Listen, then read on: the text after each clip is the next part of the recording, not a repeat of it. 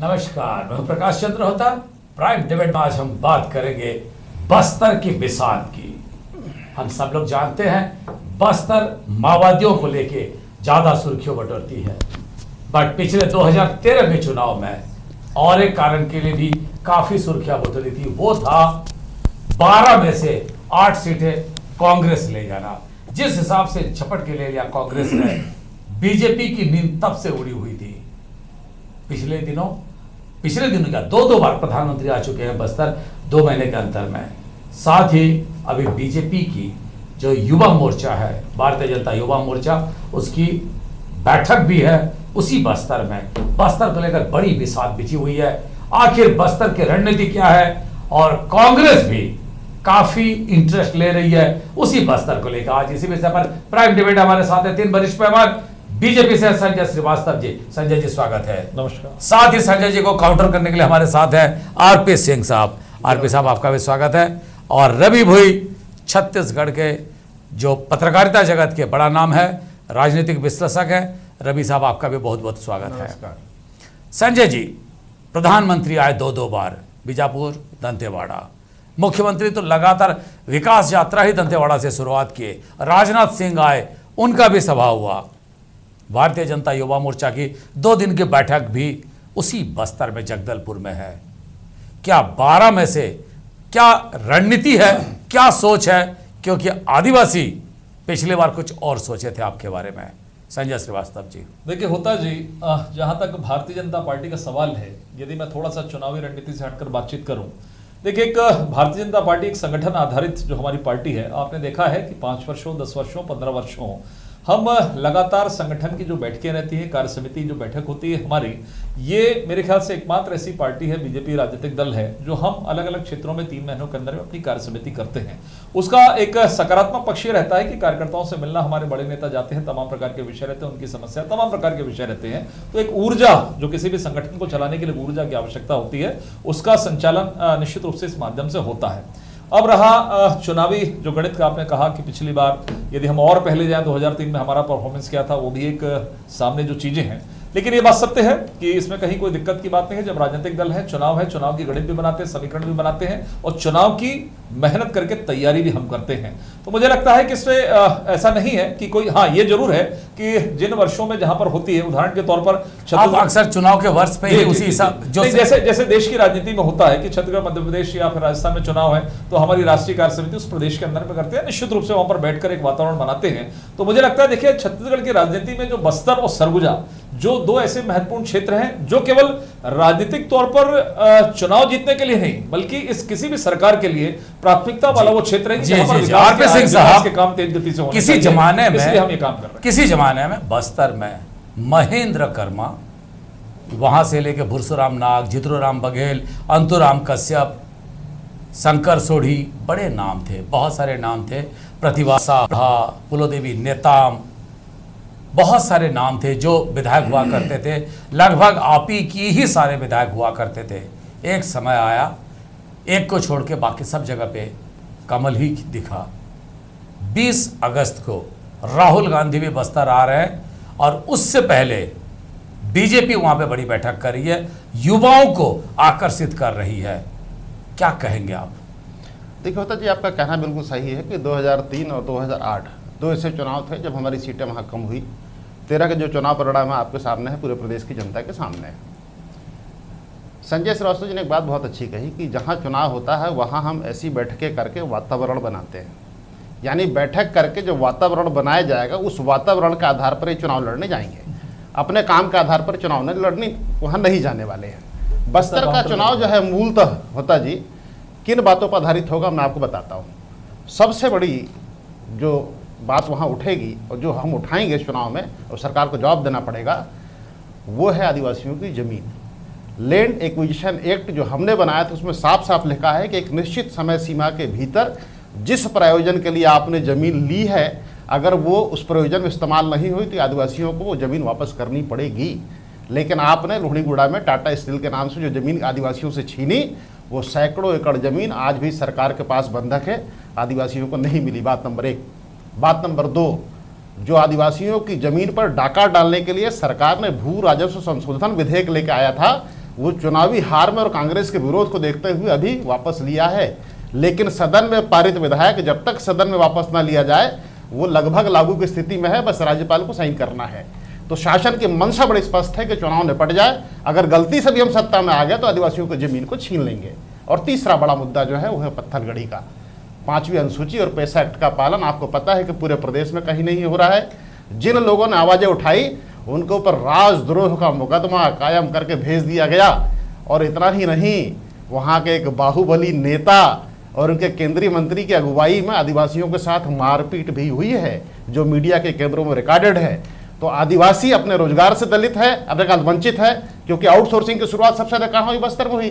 तो आप जमीन छीने, आप अपमानित करें, आप रोजगार छीने और बदले में आपको वोट दे, सिर्फ एक बैठक को देखकर भूल जाइए। जिस हिसाब से देखी जा रही है कि दोनों पार्टी बहुत गंभीर है।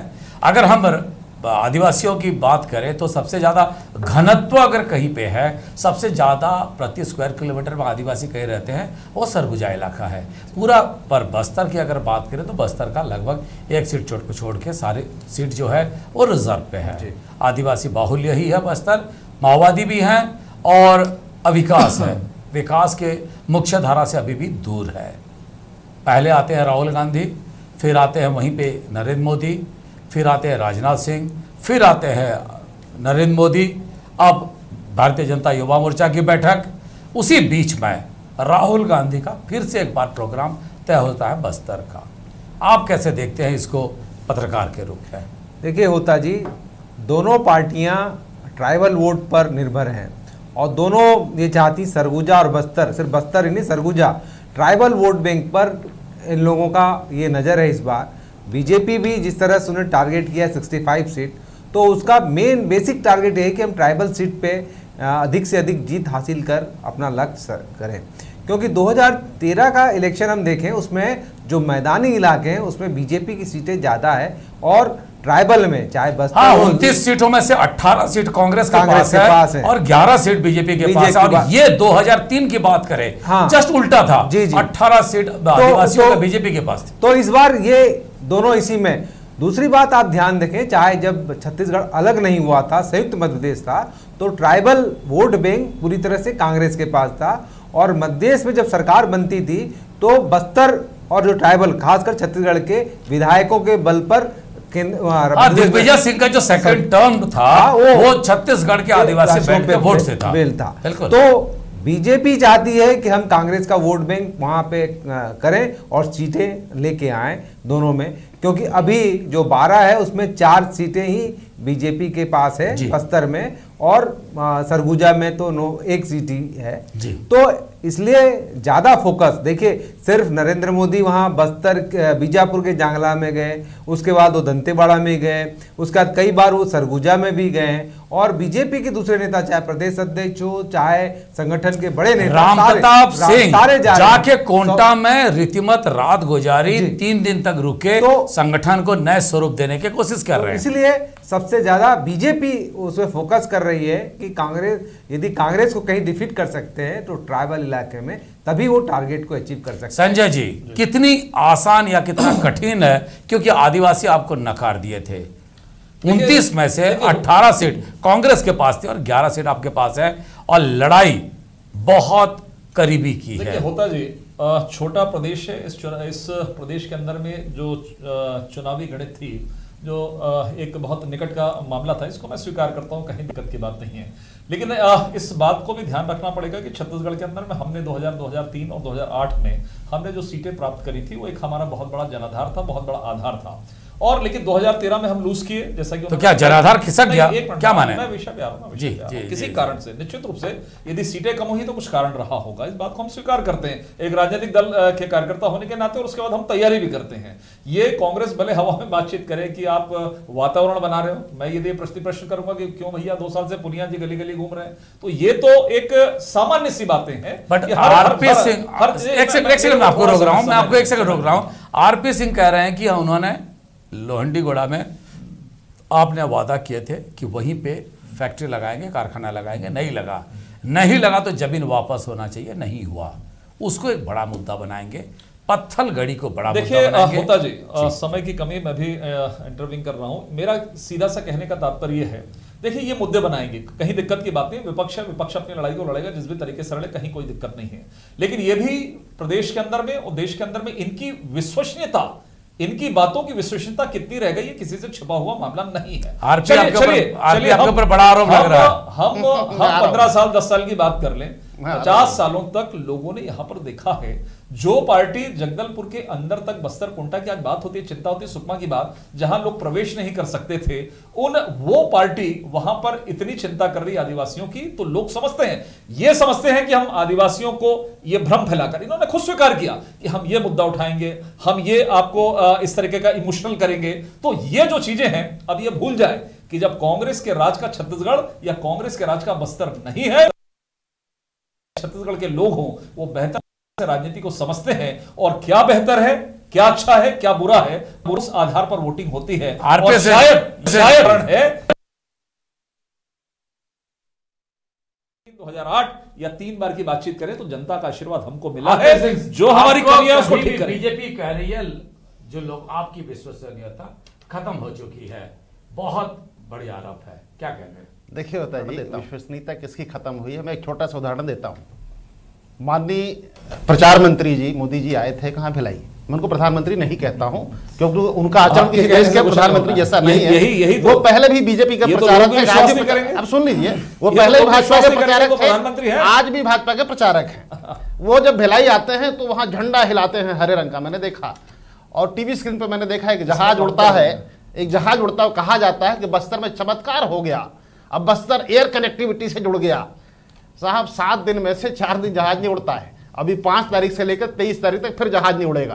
तो ये जुमलेबाजी छोड़िए, बस्तर की जनता को आपने सिर्फ ठगा है, लूटा है, कुछ नहीं दिया उनको। आपने उनको बेरोजगार रहने दिया। आप याद कीजिए 2003 का घोषणा पत्र पहले वाला क्या था, जर्सी गाय, आदिवासी परिवार को नौकरी, कितनों को नौकरी मिल गई, कितनों को जर्सी गाय मिल गई। तो ऐसा कोई सगा नहीं जिसको भाजपा ने ठगा नहीं। आदिवासी इनके लिए सिर्फ वोट बैंक है। इनका राष्ट्रीय प्रवक्ता आते हैं, कैमरे के सामने कहते हैं पत्थलगढ़ी एक बहुत बड़ा गांव होता है जिसमें आदिवासी रहते हैं। अरे सुनिए, और संजय जी बाजू में बैठे हैं, वो टोकते भी नहीं है। तो ये समझिए कि इनके राष्ट्रीय नेतृत्व को आदिवासियों के दर्द का कितना ज्ञान है कि जो समस्या है वो उनको गांव नजर आती है। तो क्या है, देखिए आदिवासी जो है वो भाजपा के लिए कल भी वोट बैंक था, आज भी वोट बैंक है और कल भी वोट बैंक रहेगा।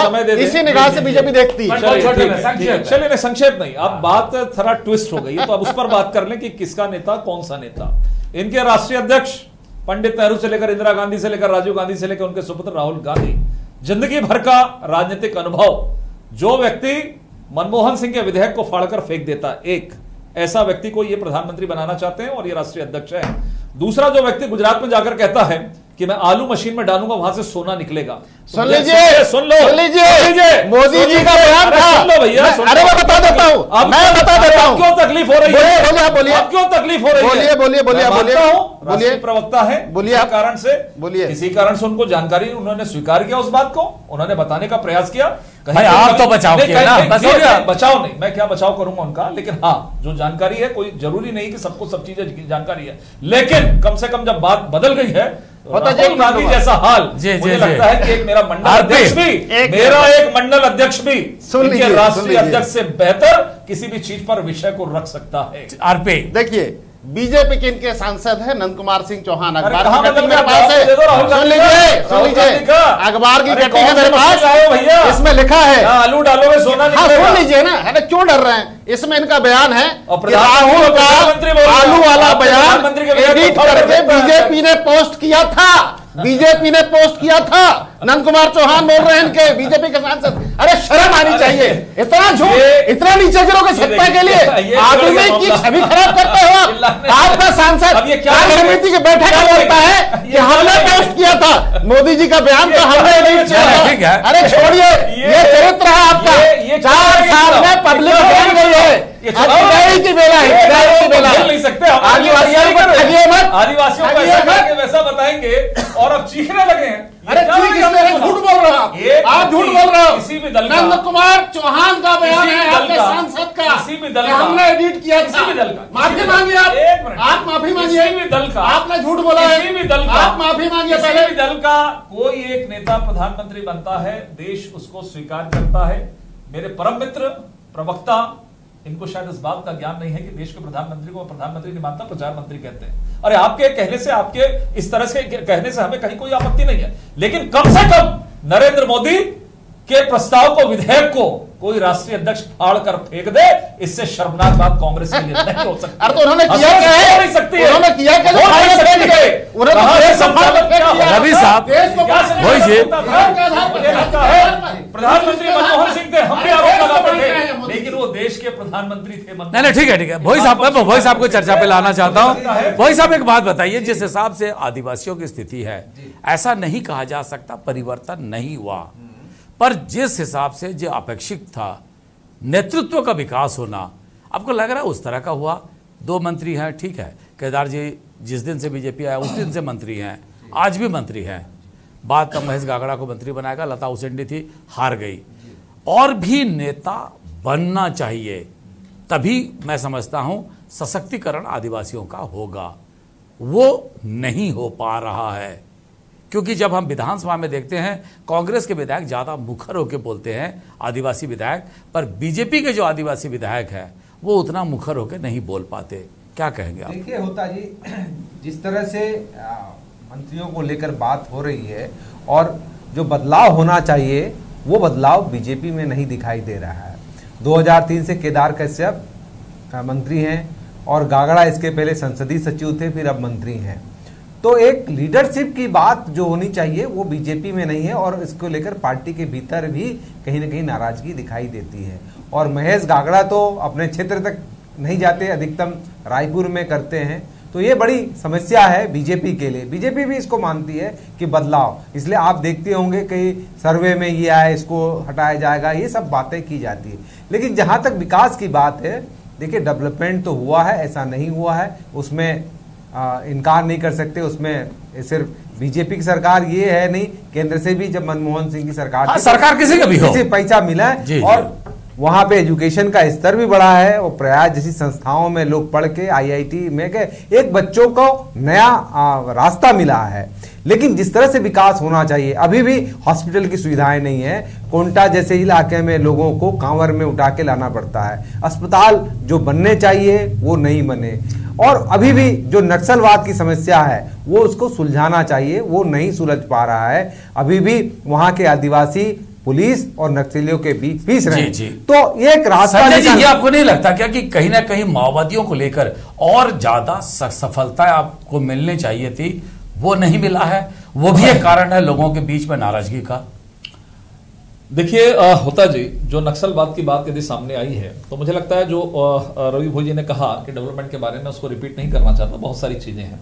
देखिए चुनौती के रूप में नक्सलवाद एक हमारी प्राथमिक हमारी एक समस्या है, एक हमारी प्रायोरिटी है काम करने की, इससे हम कभी पीछे नहीं हटे हैं। एक राष्ट्रीय समस्या के रूप में इसको जितना भी निश्चित रूप से जब तक मैं तो कहता हूं जितनी सफलता नहीं, यदि आज एक घटना भी होती है तो उसके लिए हम जिम्मेदार है, कहीं कोई दिक्कत की बात नहीं है, हम स्वीकार करते हैं। लेकिन इसके पीछे कौन कारण है? इसके पीछे तथाकथित लोग जो समर्थन के रूप में जो मनोबल तोड़ने का प्रयास करते हैं, जो दिल्ली से चलकर मानवाधिकार सुनिए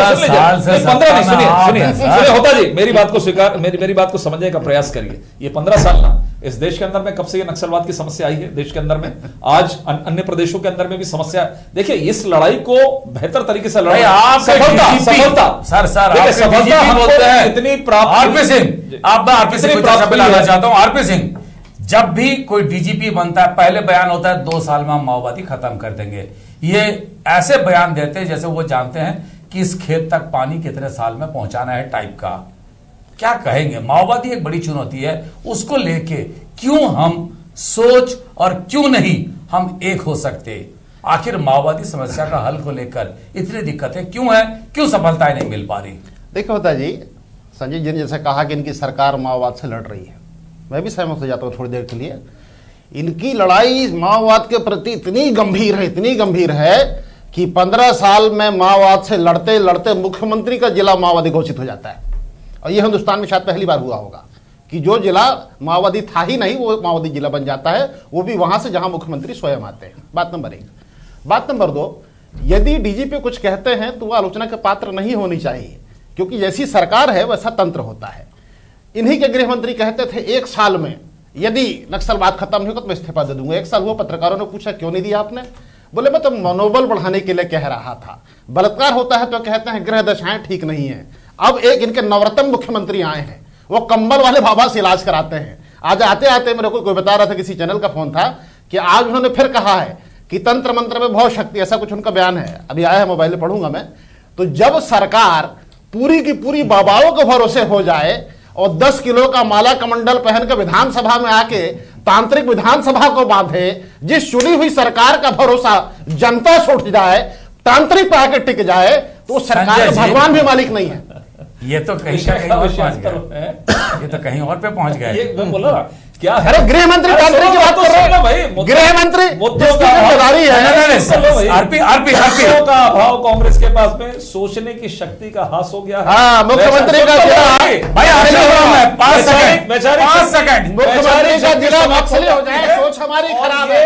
विधानसभा में बाबा आप घुमाओ, सोच हमारी खराब है। गृह नक्षत्रों से चलते बलात्कार होते हैं, ये आपकी सोच हमारी खराब है। कंबल वाले बाबा गृह मंत्री का इलाज करते हैं, सोच हमारी हारे हुए लोग हो, आप निराश हुए लोग हो, इसी तरह का निश्चित रूप से कहा जा सकता है। बस्तर की बात करें, आदिवासियों की बात करें, संजय जी जिस हिसाब से बात करें, अगर आदिवासियों की बात करें, बस्तर की बात करें, कंबल बाबा जैसे बहुत सारे गुनिया बैगा जरूरत पड़ेंगे, क्योंकि हम हर कोई मुद्दे को, हर कोई जो भी मुद्दा चल जाए, जो भी लोगों को आकर्षित करे, उसको लेने में कोई परहेज नहीं करता, क्योंकि सत्ता है, सरकार बनानी है, और सरकार बनानी है तो फिर संख्या बल चाहिए। शायद इसीलिए बस्तर को लेकर सभी का फोकस है। अब भारतीय जनता युवा मोर्चा, अब पीछे पीछे राहुल गांधी का भी बस्तर का दौरा है। 20 तारीख को देखना होगा क्या होगा। पर तीनों मेहमान आरपी सिंह, संजय श्रीवास्तव और रवि भोई साहब, तीनों का बहुत बहुत धन्यवाद।